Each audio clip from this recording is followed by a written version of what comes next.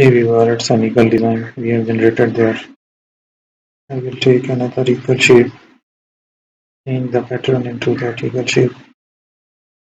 Let's have some further designs to use it. I will take a new shape, keep making the designs. Let's take the other one.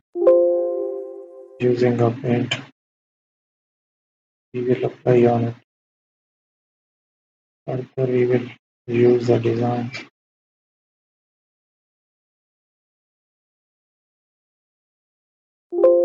So here we'll apply the different changes around that. We will use a file on it or a image to cover up that eagle design.